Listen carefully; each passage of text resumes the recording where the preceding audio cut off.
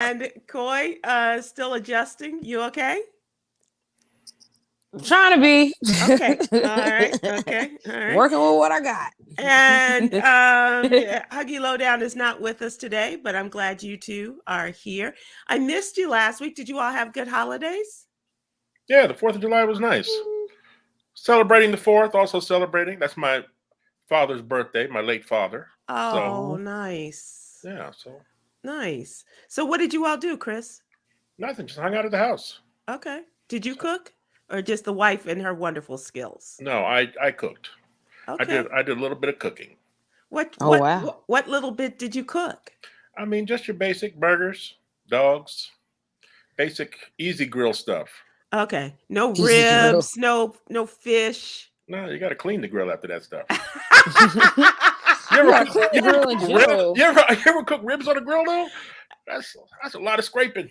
A lot of scrapage. Isn't that for somebody else to do after you finish the Well, hard work? there's nobody here but me. I mean, who else? Who else is gonna do it? Well, The dog. no. Give it to the dog. Remind me never to eat where you have had that happen, Coy. Oh no, I haven't. Chris, do you guys go out and do any fireworks or go out and watch the fireworks or anything? No, a lot of people here on our street here, our little cul-de-sac, they're firing off fireworks. So Mm, and it drives my dog crazy. Right. She can't Right. handle it. Yeah. no. But Man. we got some honey for her though, like Oh, okay. some marijuana honey that they had at the vet Oh, at the okay. groomer. Yeah, so Okay. now she looks forward to fireworks. Well, the one thing that I got was for Yolanda and Ward's dogs was the Thunder shirt. Yeah, I've heard of that. And it works for one of them. The other isn't really affected by it, and Ward didn't like that for his dog. So, but Ramsey, it seems to work for him. I'm thinking of getting one for myself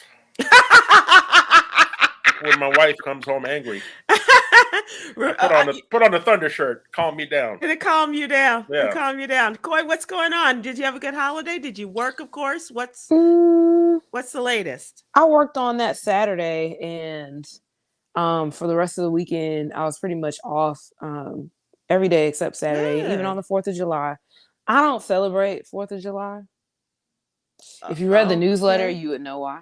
Well, Just yeah, but don't. I mean, you have the day off, so okay, you don't have to celebrate. But what'd you do? Yeah.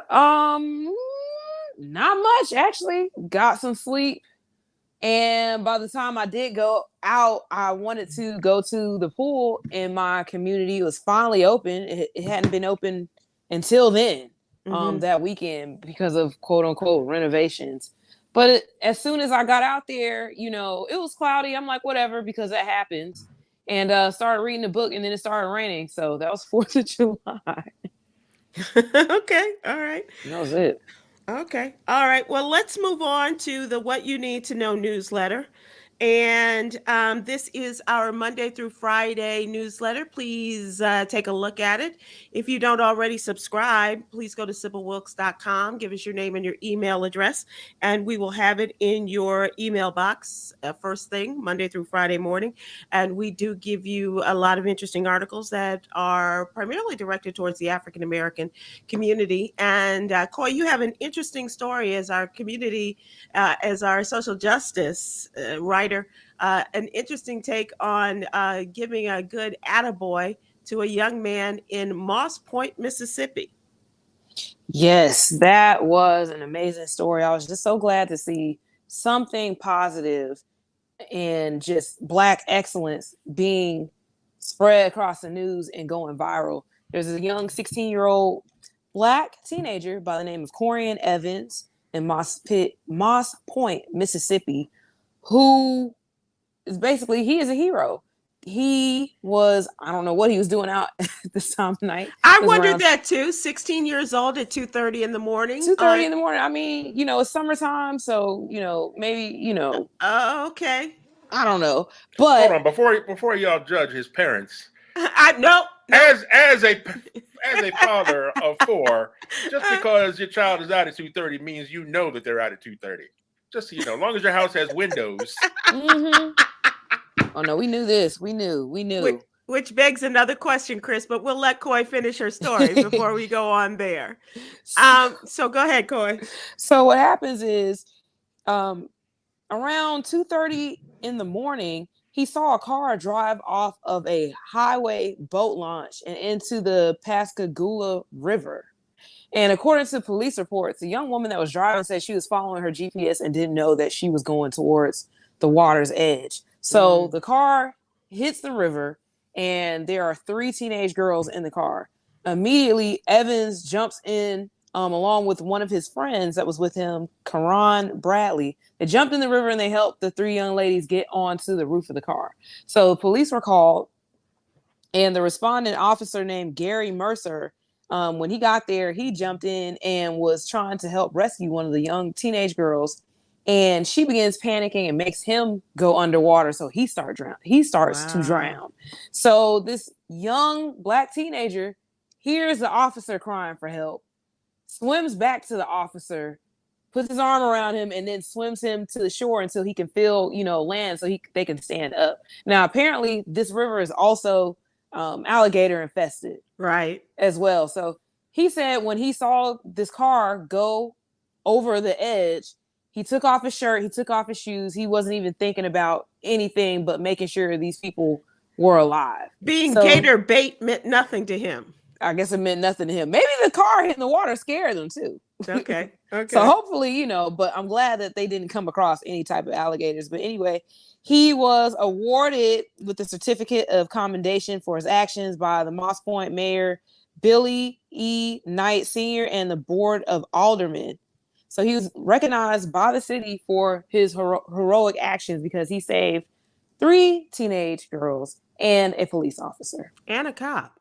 Okay. Okay, well, good for him. So first of all, there are 5 teenagers out at 2:30 in the morning. I know.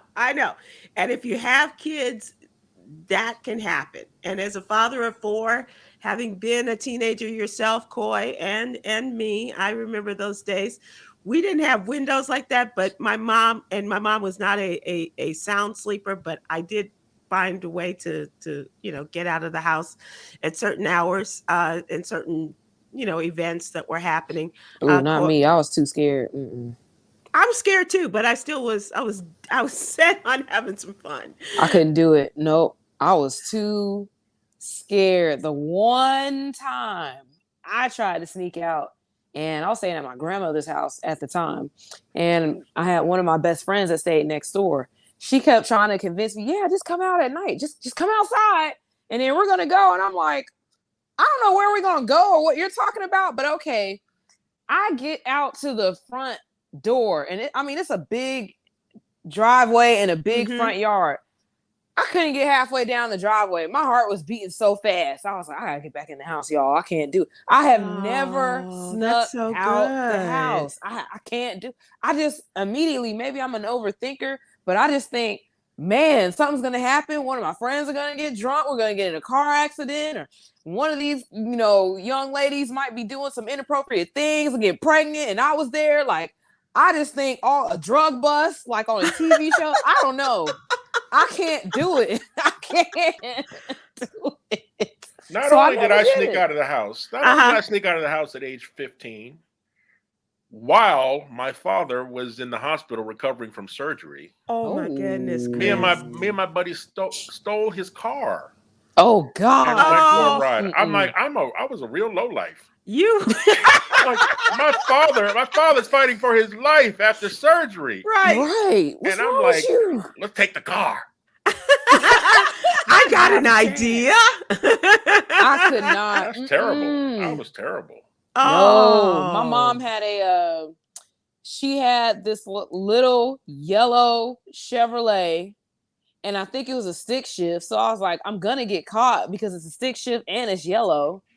And then my dad had it looked like a Bronco, but it's a Dodge Ram. So no. I knew that you overthink things today, but I didn't realize that years ago you were an overthinker too. I was an overthinker. It was just like, if we're going to do this, we need to have a plan from A to Z, from 1 to 100. It's And obvious that none of y'all have a plan. And We from about to go out and do sunrise to something stupid. sunset. Yes. They had no plan. I'm like, I'm not going out here and just throwing caution to the wind with y'all, because y'all gonna get in trouble. And they did. And I didn't. And as far as my stolen car adventure, all we Please, did, we went to the gas station to put some gas in, like $2. But there was a malfunction in the pump, and it kept going. So it ended up filling it up. So now I'm already nervous about stealing the car. Now I'm like, I just stole, well, back then, a full tank, $5 worth of gas. I told my boy, let's take it back. Let's just take it back. We took it back to the house, and then the next day, my neighbor off the corner, Mr. Bembry, came to the house and ratted me out to my mom. He's like, I saw your husband's station wagon burrowing around the corner at 2 in the morning. Burrowing. That is hilarious. No, I couldn't. And what kind of punishment, Chris? Oh, I'm just blessed I can sit down. I'm just blessed I'm not doing It's Sybil standing up today. So your mom, did she wait for your dad to get home and recuperate before she told him, or was that story ever shared with him? No, she handled it, and she told him when he got home. Yeah. Oh, what did he do? That was terrible. He was just, he didn't do anything because I already got it once, and he was recovering from surgery. But I'm like, how terrible. You take advantage of your pops. Yeah, sick daddy. And well, he's probably gonna leave me this car anyway if something goes wrong. And you got him a full tank of gas. Yeah, right. See, he's still and come back with more. That's spoken like someone who snuck out the house before. Thank you. You know what I'm talking about. Yeah, man. Yeah. And as scared as I might have been of my mother's reaction, because my mother always told me that if you ever end up in jail, you will stay there. But I took a chance, and I didn't get caught, and didn't get in any trouble. And we had neighbors that would have told on me, but I never got caught for maybe a handful of times that I might have done it, if that. And my mother's like, I remember once I was going out with this guy, and I was home from college, and I left my mom a note saying we're going such and such a place, and so she's like, you left me a note. What happened to the other times when you snuck out? Oh my gosh. I was like, oh, you knew that, huh? And, I was so innocent minded growing up. So it's just like, when I knew my teenage friends, like girlfriends, were sneaking out, I really did not know what they were doing. I just know they were going to meet boys. And I'm like, what are y'all doing with the boys? Like, I'm not. Oh. I don't think I want to do that. What are y'all doing? I don't. Oh my. Nah. How young were you? I was 13, 14. There were no girls involved in my car heist. We were a couple losers. Who cares when 2 nerds sneak out the house? Right. So that might have been Coy too. She could have just been your female equivalent. Yeah. And my friend that did sneak out, she did end up having a child very, very early before we got into high school. So, yeah. Wow. That's interesting. Well, let's move on to another. We shared our stories of sneaking and not sneaking out of the house. We're not the only ones. We know y'all watching right now. I know what you did. Oh, they're probably hitting the comments with plenty of stories. I know y'all are. And by the way, even as we move on here, I'd love to hear your stories, perhaps as we get closer to the what's really going on segment. And who, like Coy's friend, got pregnant when they snuck out? We want to know. We want to know that. Talking about protesting and things that went on in this country over the weekend, the Women's March protest to protect a woman's right to choice took place around the country, including in front of the White House. And a lot of people not happy with the president's executive order, saying that it does not go far enough.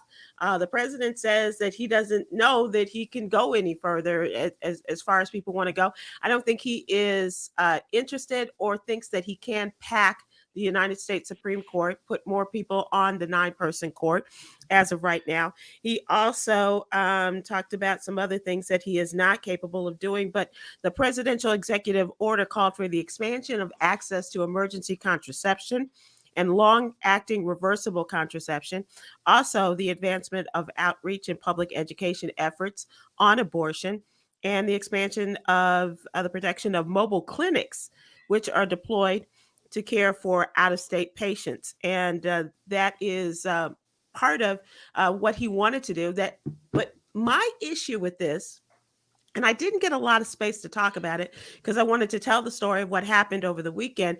But and I went into it, and I had to edit it out because word count matters, Coy.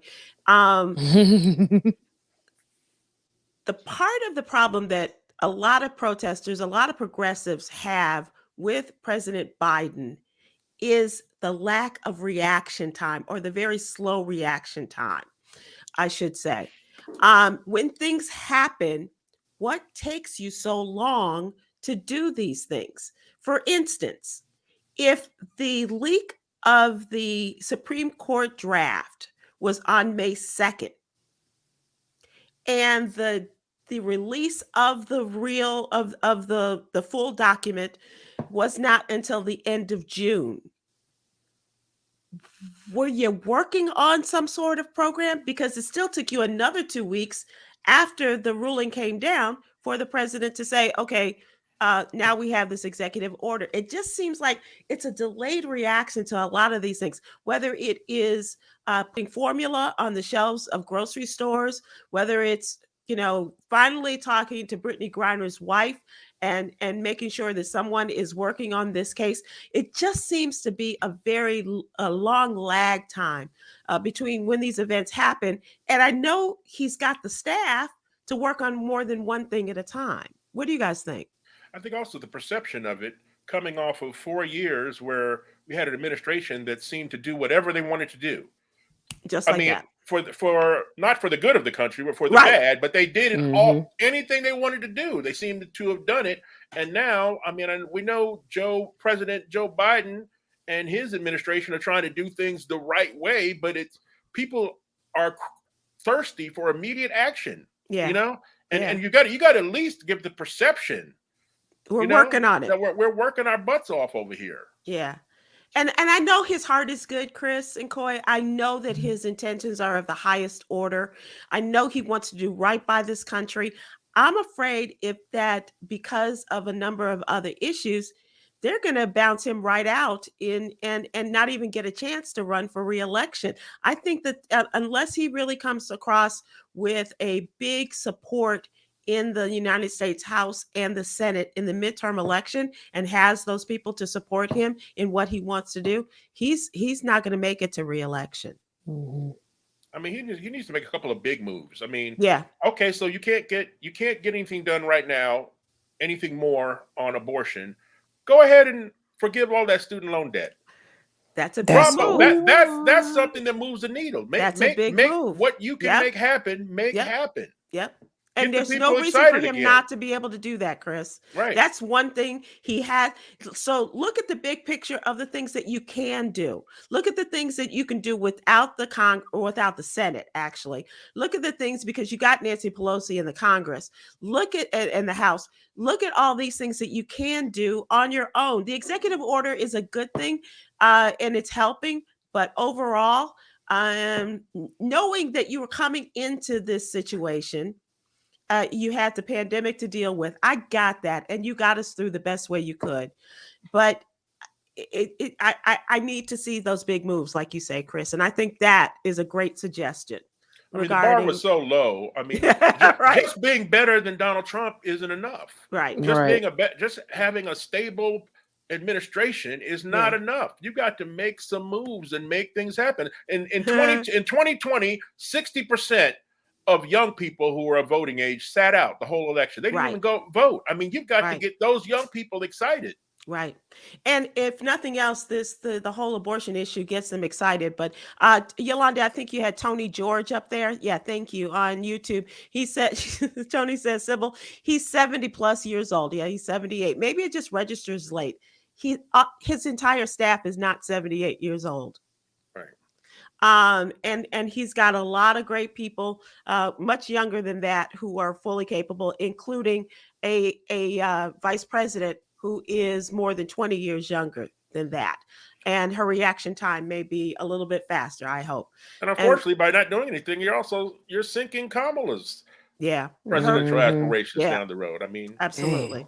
Absolutely. And she's already getting a hard enough time from the right. I mean, every time she turns around, every step she makes, they have something to say. Every step, every slip that the president makes, they're on it. Every misstep that they point to as a misstep, she gets slammed for that. Right. I just and I think we have to support them. I hope that it doesn't seem like I'm slamming the president. I think what we're doing is making suggestions, right? Because we do believe in him. So that is what we have in our What You Need to Know newsletter. Please, once again, if you'd like to subscribe, we invite you to go to SybilWilkes.com and give us your name and your email address, and we'll have it in your email box every Monday through Friday morning. All right. It's now time for our question of the day. So 2 things. First of all, if you'd like to continue the conversation about how you snuck out of the house, I would love to hear that. And perhaps give Coy some pointers on how she might do it now. We also need to know the punishment you faced. Exactly. Tell me, so when I have kids, I know what to look for. Oh, you know what to look for. You don't need that. You were surrounded by it. Maria Major says, my neighbor's son stole his mom's car and was behind the wheel. I didn't know how to drive, and he smashed into a tree. We all ran back home. The next morning, the cops were at my house. God. Oh, Maria, what was that ass whooping on a scale of 1 to 10? Please. Was it off the charts? What kind of punishment did you and your neighbor get? Because wouldn't you hate it that if he stole the car, he smashed the car, and you got the punishment and he got off? I'm just really curious, as Chris said, what was the punishment that your mom, your dad, or both meted out? Darletha Rhodes says, moms know when we are up to something. I'm with Coy. I was a square. In the 9th grade, I was still combing my doll's hair and talking to them. But I'm okay today. Okay, Darletha. At 14, your dolls even snuck out. They're like, where did Barbie go? I can't wait for her to quit combing my hair so I can get with Ken right away. I gotta go. And leave the Malibu dream house. Were you always that good? Oh my goodness. I'm always curious, they talk about still waters run deep. I wasn't. And how, okay, so Coy, was there ever a moment where you kind of stepped off the plantation or said, damn it, I'm gonna go out there and have some fun, whether my parents agree to it or not? Yeah, I did, but it wasn't at night, like where I could get in trouble and get arrested for being a minor outside. All right. But so Coy, now I'm very curious. What was the sneaking off? What was it, and what happened? I was sneaking off with my boyfriend. At what age? 15, 16. Okay, in the daylight hours. Okay, so what was that sneaking off, and what did y'all do? We were doing inappropriate things. Okay, in the daylight. So in the daylight hours, it was after school, but it was never during school. Like I didn't want to get caught or be labeled one of those girls. But even with that, like after a while, I was like, you know what? I'm looking around at all these girls walking around here with plain white t-shirts on and puff hoodie coats, and it's springtime, it's hot. She's pregnant. Oh my God. I don't want to be her. I don't want to get pregnant by one of these dumb high school boys. I will be mad for the rest of my life. So I went celibate until after I graduated high school. Interesting. No lie. And did you ever talk to your parents? You ever confess to your mom and dad what you and old boy did? Yeah, I think I confessed to my mom, and she kind of figured. I don't think I ever really told my dad. And I don't know if he ever he really would have knew been or figured hurt. out. He probably would have been hurt, but I think they were more so glad about my decisions because I let them know, like, I'm not gonna have any kids too early. And my parents said, if you have a baby, you're gonna raise it. And I told them, if you see that I don't come home, that means I had a child and I'm not coming back here. That's funny. That's and funny. I meant it. And the only other thing I ever did was I skipped class, but you skipped a class? I skipped class. Yes, I skipped the class, but I skipped in the library. Coy, I don't know how to tell you this. That's not skipping. Yeah. The library. You need to build yourself a time machine. Go back and do all this stuff over again. I know. Oh so, Chris, I was thinking that if you could go back, Coy, would you do anything different?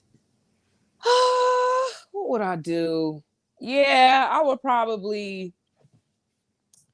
I don't know. I would probably dress maybe a little different. I was kind of like really unorthodox and a tomboy. I just really didn't care. Maybe I would care a little bit more. And maybe I would try to go to like different parties and stuff because I just didn't do that. Mm-hmm. Chris, what about you? If we could take time back and that one event did not scar you, are there some parties that you would have gone to? Are there some, girls you would have stepped to? Are there some other nerds you would have hung out with? I would have worked 3 jobs so I could invest in Microsoft. That would have been my focus. If I can go back right now, that's what I'm doing. Okay, so that brings us to a whole nother question. Still want to hear from people who did sneak out or did not. Why did you not sneak out? Were you a square? Were you scared? Or did you do it one time and it didn't work out so well, and so you said, "Nah, I'm good till I'm 18 or 21 or whatever." And Chris, a really bold move also by Black teenagers to sneak out because for the most part, we know it's corporal punishment. We know what the outcome's going to be. I mean, that's automatic. You sneak out. I mean, your parents are not going to let you disrespect them by sneaking out of the house. You are going to pay it for it, and you still do it. Shirley Ann Tony Davis on Facebook says, I sold homework to make money. Okay. Dang. Okay, so Shirley, let me tell you. Entrepreneur. I had a really good signature. My handwriting, my cursive handwriting was pretty good. And so I didn't sell it, but I would write notes to the principal to get kids out of school. Wow. So that's really bad. White collar crimes. That's like criminal. White collar crimes. And it was funny because one person asked me to do it and said, just sign it so-and-so's mother. I was like, dude, really? We're calling this so-and-so's mother? What's your mama's name? Right. So I was dealing with some not so bright people, but I had a handful of customers that I could help them. Yeah. And so Shirley Ann, you sold homework to people.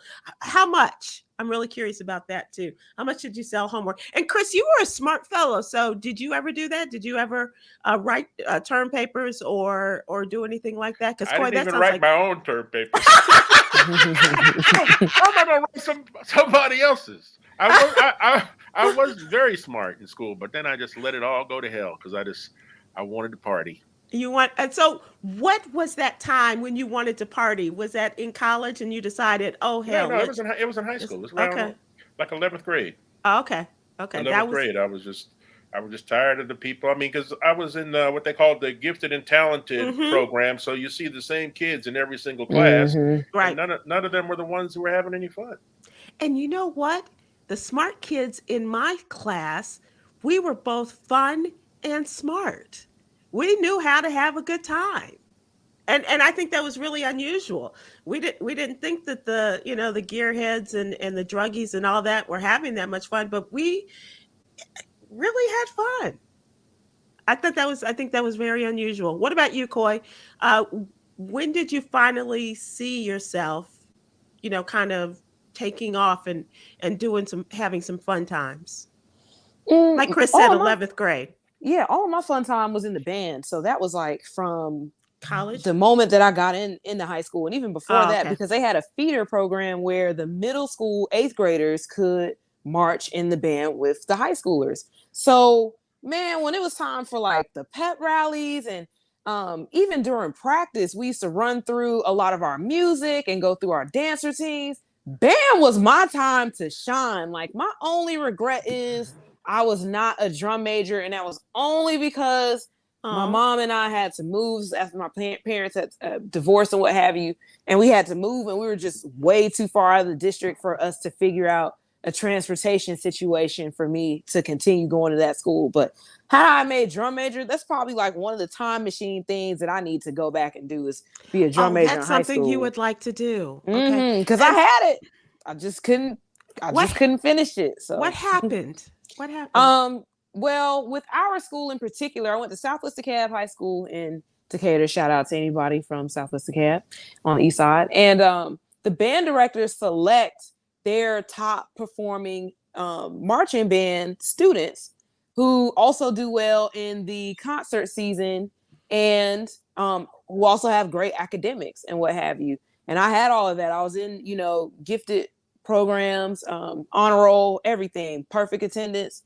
I had it. And it was just when it came down to the time for them to select the band, the marching band drum majors for the next school season, because they did it that spring. Sure. That's when we had to move. Ah! Yeah, so we have this big band banquet and they give out all the rewards and stuff, and then at the end of the night they have the drum majors come through with the baton and choose the, and everybody's and I just knew I was getting selected. I knew it, but we had to move. And I asked my head band director at the time, hey, did I ever have a shot? He said, no, you were definitely on the lineup and they knew that you were leaving, so that's why I had to tell them. And that was one of the I cried. Wow. So still got my scholarship and went to Jackson State though. Yeah, that's a good thing, but man, you were right there. I was right there. And same thing with JSU, just a lot of just different things happened and I wasn't able to see that through as well. So that's one of the things I would love to, like, if I had a time machine, go back and be at least drum major at my high school. That would have been fun. So Chris, what's that one thing in your high school days, if you had a time machine, that you would go back and do, that you would change? I think I would have changed everything I just said. I would have said, man, to hell with those parties. I'm gonna hang out with these smart kids. I'm gonna stay on that path. Because looking back on it, and I had this conversation with my sons before, you could actually do both. Like, it doesn't have to be a sacrifice of, man, I'm going to be smart or I'm going to try and hang out with the cool kids. You can actually do both. Right. Yeah. And in my school, it was smart and cool and fun. At least that's what we told ourselves. And high school was more fun for me than college. I loved college more. And I wish that I could say that, Coy. I did not have a great time in college. And I think that's because I was focused on just getting out and getting done. And I felt like I was accepted in college. And in high school, everybody looked at me like I was weird until maybe like senior year. And I'm like, why is everybody all of a sudden laughing at my jokes? And what? But when I got to you're right like now, Sally Field. They like me. They really like me. Been going over your head the last 4 years. Or they heard you like to sneak out the house with boys. Go to the library. No, son, she's popular. No, right. And once you get her to the stacks, you never can tell what's going to happen with her. You did it during school hours. Oh, that is so cool. I love this conversation, and I'd like to revisit it another time. And thinking about once we got out of college, were there things that you would like to revisit? Because the one thing that I thought about, and we'll talk about it another time, because we are coming to the end of the segment. But the one thing I always tell people now is to be present in the moment, because sometimes these things happen to you and you're just not really focusing and enjoying what's going on and what's happening to you. And so let's talk about that at another time. How are you present or not present? And what would you like to go back and to experience again? Thanks so much for playing along with us in our question of the day. And Coy, we're going to talk about some things. So hold on, changes. Huggy just texted me. He said what he would change about high school. He would actually go to high school. Bravo. It is now time to talk our trending topics, things that are going on right now. And first of all, Chris, speaking of Huggy, do you guys have any upcoming shows?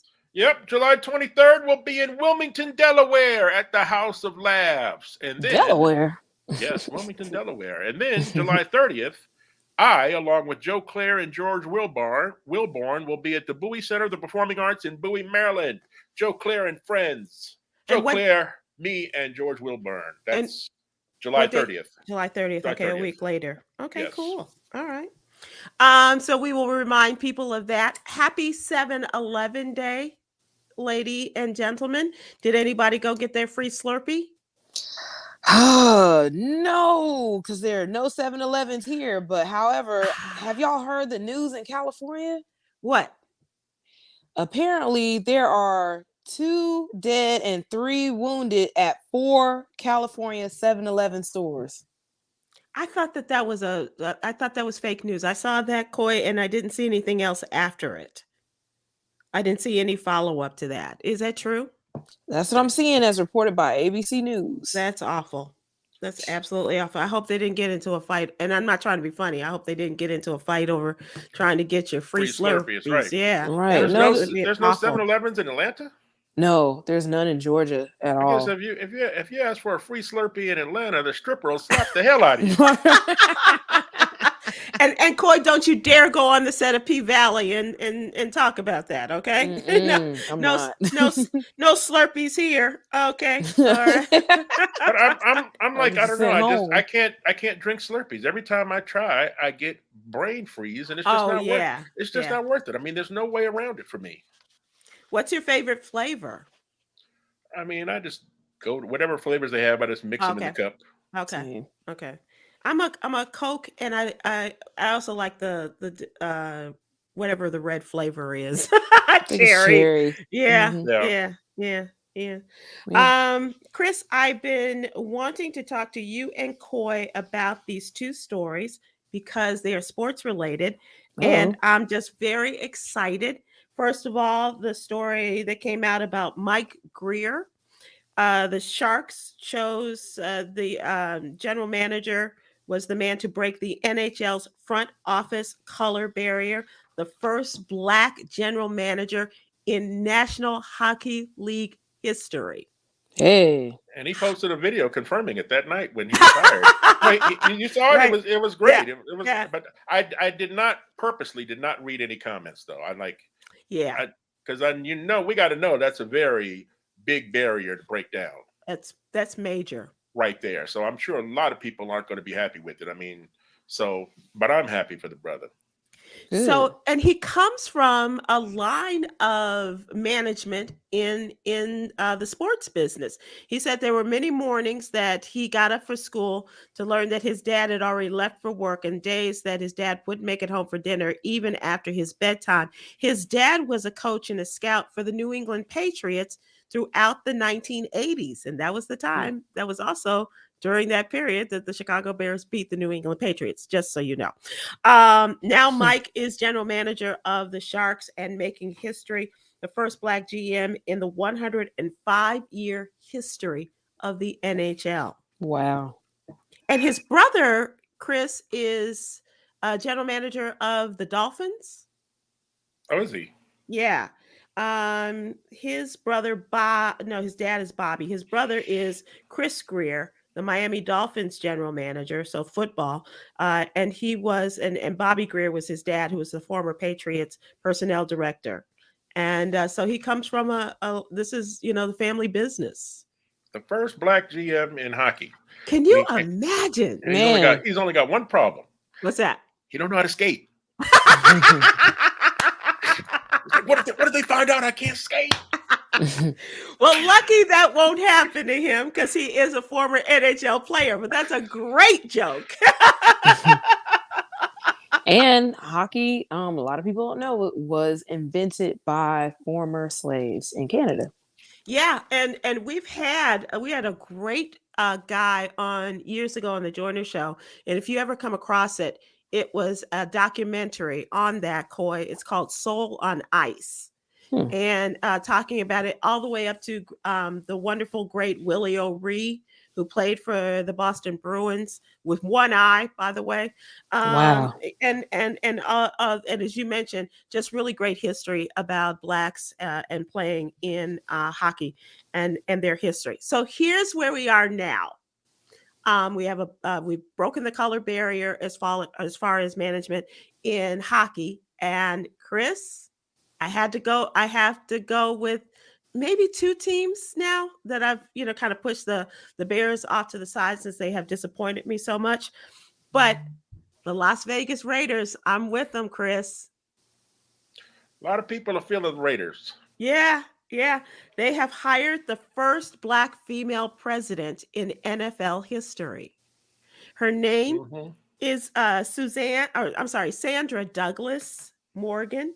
And she's the team president, making her the first Black woman to hold that position in the NFL. Wasn't there talk for a couple years of some NFL team hiring Condoleezza? Yep. And I want to say that the Redskins were one of those teams, or the former Commanders was one of those teams, Chris. But this news just also came out about Condoleezza. Did you see that she is a part of the ownership team of the Denver Broncos? No, I didn't know that. Wow. Yeah. And I think that's really interesting for her because she did grow up in Denver. She was born in the area of Birmingham, but her father was also hired to teach in Colorado. And if I'm not mistaken, she grew up for a period of time in Denver. So her affiliation with, who is that? The Walmart, one of the Walmart guys that is the new majority owner of the Denver Broncos. Now all the Raiders need to do is sign Kaepernick as a backup. Come on. And every Black person in America will be wearing a Raiders jersey. Come on, Coy, does this interest and not just you me or my dad.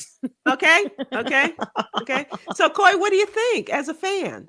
This is wonderful. It's great news to see that we're breaking so many different things in football that was considered traditions. We had women that were the referees, over, what was that, the Super Bowl about a year or so ago. Now we have a woman that's actually a part of the team in a top position, which is great. Now what else can we do? I'm not so sure. I'm for definitely seeing women in the NFL having great positions.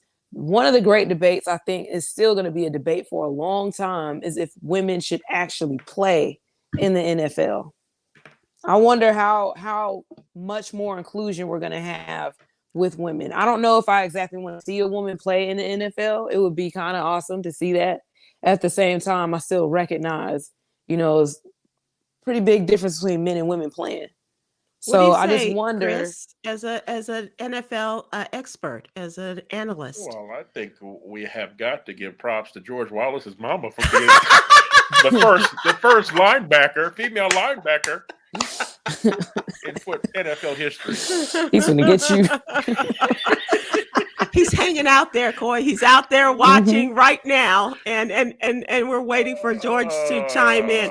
Now, the Washington Commanders they became the first NFL team to hire a Black president, and that's Jason Wright, right? Correct? That's right. I've not met him yet, but from all I hear from people, he's a good dude. Yeah. But it's the first Black woman. I'm really excited. And Jennifer King is, if I'm not mistaken, is a coach on the Commanders as well, Chris, right? That's right. Black woman. Yeah. So and who's the Black woman that just got fired? The volleyball coach. the one who cut her entire team. Everybody was on Twitter celebrating because they fired. What school does she coach at? I don't know. It's a Black school too. Well, she got the, I can't remember her name right now, but she got the job, and she, like a week or so after getting the job, fired and canceled the scholarships of the entire team. Oh my God. So after an investigation, I mean, she's obviously been fired, and Yeah. everybody's going to get their scholarships back. I wish I could remember her name Oh, and what school she was at. I just remember everybody was celebrating over the weekend. Wow. Well, That let's if anybody can give us Grambling. At Grambling. really. Mm-hmm. you should see her. Wow. You should see her. You can tell by her photo. She's real Chelsea extra. Lucas. Yeah, she's real extra.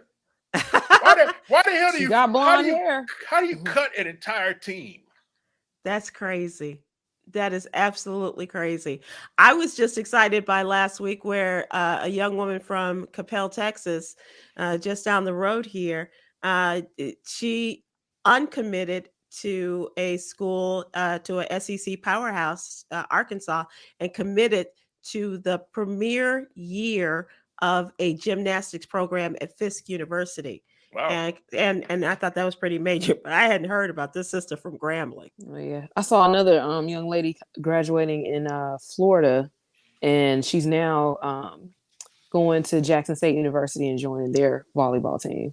Oh, awesome. Mm-hmm. Awesome. Mm-hmm. One more thing I do want to talk about is Chris, do you remember Adam Wade? Adam Wade. The guy who played Batman in '66? No. That's Adam West. That's Adam West. That was Adam West, yes. Adam Wade was a Black singer and actor. He's remembered for his musical skills. They said that his voice was reminiscent of Nat King Cole, and he often worked with Nat King Cole's brother. But he also was the very first Black host of a game show. Adam Wade has passed away at the age of 87. He was in a number of iconic Black films, and but most notably for people who may remember a very short-lived game show called Musical Chairs. And Adam Wade was the first Black host of a daytime game show. Wow. And it was on for like maybe the summer into the fall of 1975.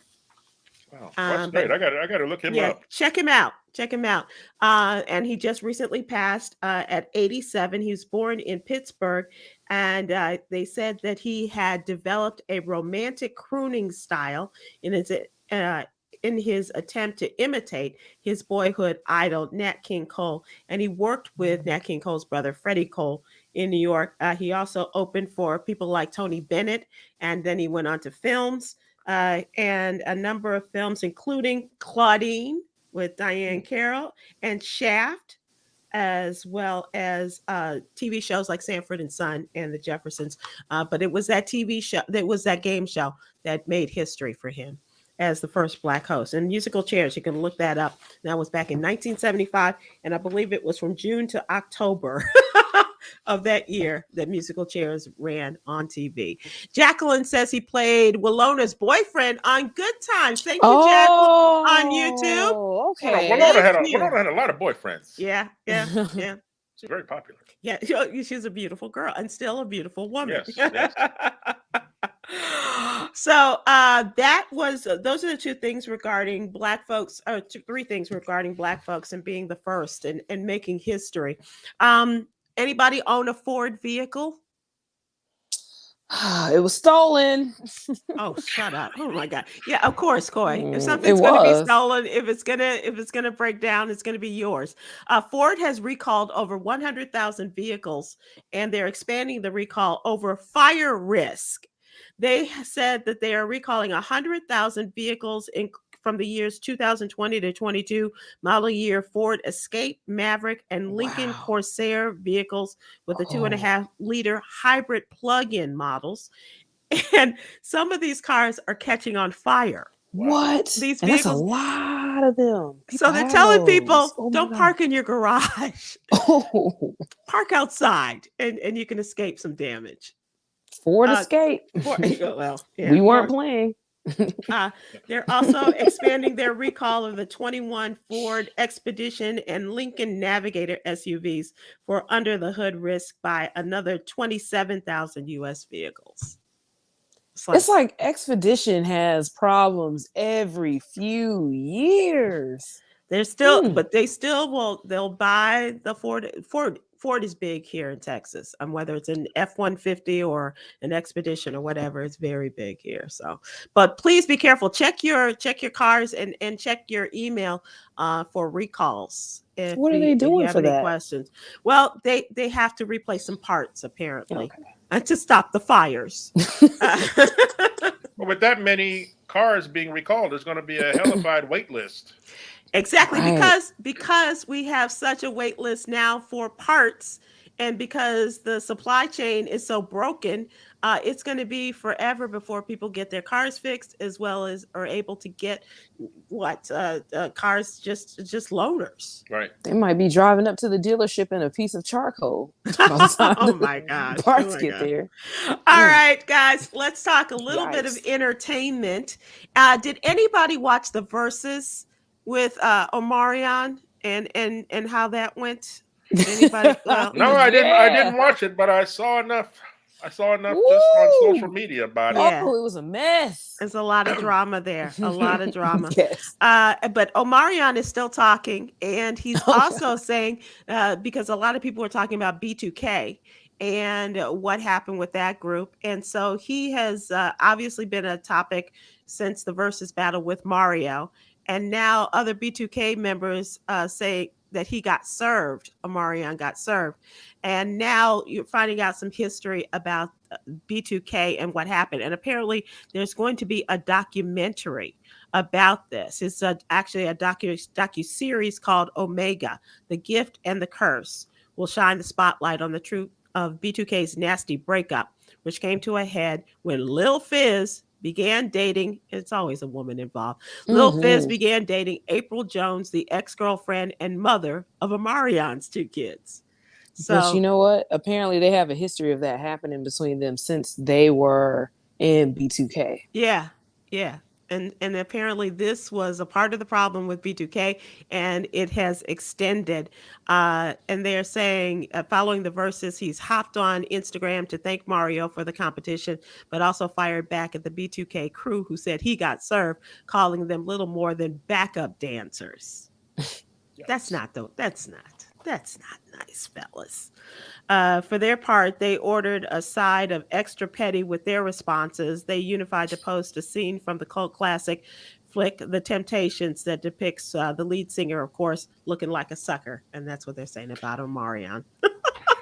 Did you see that, Chris? No, I don't. Did you see their response? It's just crazy how many examples in music history we have of people. I guess you think that they're all just cool with each other. They all, they're brothers. They love each other. Like I have a buddy who volunteered to work at the Kennedy Center for the Kennedy Center Honors one year, and the 4 Tops were there, and he was in charge of keeping them away from each other. What? This is true. He told me, he said they all stayed at separate hotels. They all had separate cars. They scheduled it so they would arrive separately and not cross paths. And then at showtime, they went out and did their whole medley of songs. And then soon as smiled and waved and walked off and not to speak and went the separate ways again. I'm like, wow. No. We all just think these people are, because they work together and they made good music together, that maybe they built a bond. So whenever you see a group and they're still cool with each other, that's an amazing thing. Yeah. And you know what? A lot of times in the music industry, what we're finding out, especially like with B2K, is that management, marketing team, PR, all that will almost pit them against each other by giving certain ones certain parts, certain roles, or certain, the deals that the independent deals that independent they have deals, putting them up front in music videos when it's actually somebody else's vocals. A lot of that happened within this group. Like they were saying that there was somebody else that was actually singing Omarion's part. I forgot the name of the guy. That's funny. But he wasn't even in the group. Well, we may not find out in this docuseries if Omarion has anything to say about it. Oh man, it's just awful. And then these were kids too, right? So they were on their way from childhood stars to wanting to be something big. So this was like a monumental time in their life, their growth and development. So yeah, they're probably still super mad about a lot of things that happened then. Very interesting. Chris, were you going to say something? Did I miss you? No, I was going to say something. Okay. All right. I'm done talking about B2K.